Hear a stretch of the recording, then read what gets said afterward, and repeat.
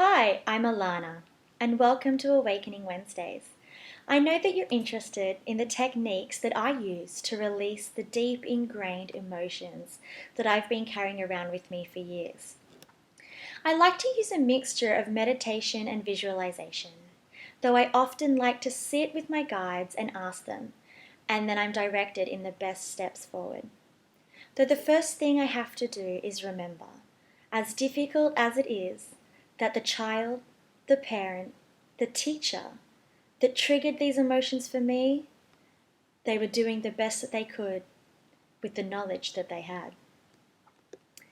Perhaps the young person who yelled at me was yelled at.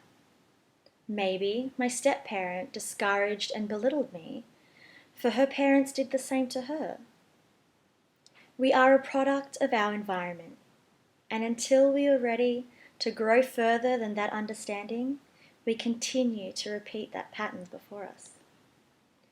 When I thought of my bully, who was a teenager at the time, learning these teachings, she would have had to have been very young, and I was surprised by how much empathy I had for her.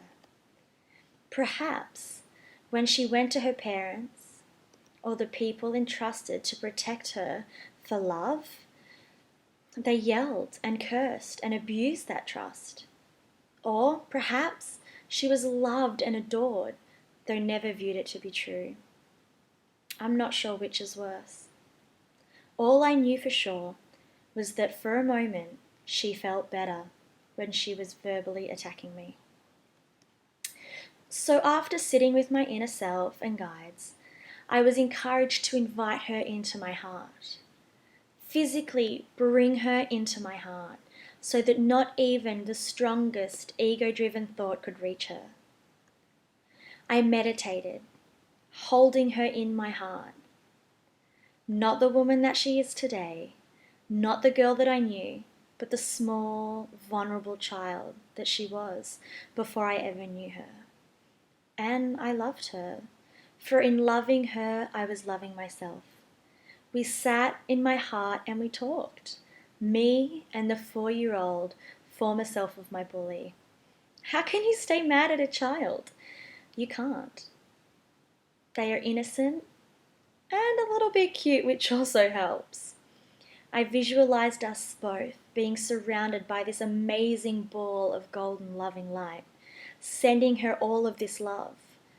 Not because I desired to change her, who she was then, or who she is now, but because I wanted to change how I felt. I don't remember how my meditation finished, as I fell asleep and slept for the next 12 hours. We heal when we sleep. I woke up feeling light and rejuvenated, and I didn't think much more of it. I surrendered to love and I asked for a miracle. And a miracle was what I got. I think it was a little over a month later, I was walking up the street directly into the path of 2 people who had stopped to chat. As I was walking up, I felt like I vaguely knew the woman on my left, and in that moment, it was as if the whole world had stopped, and I was having the largest teachable moment.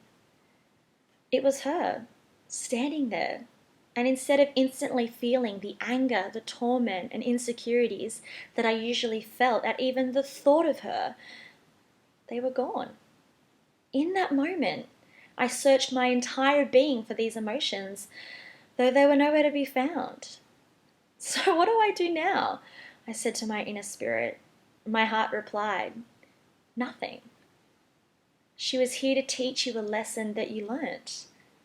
Stay in your heart, smile, and be kind. So I did. I walked by with what was no doubt the biggest, dorkiest smile on my face. I was so full of self-pride, I could have jumped and fist-pumped the sky.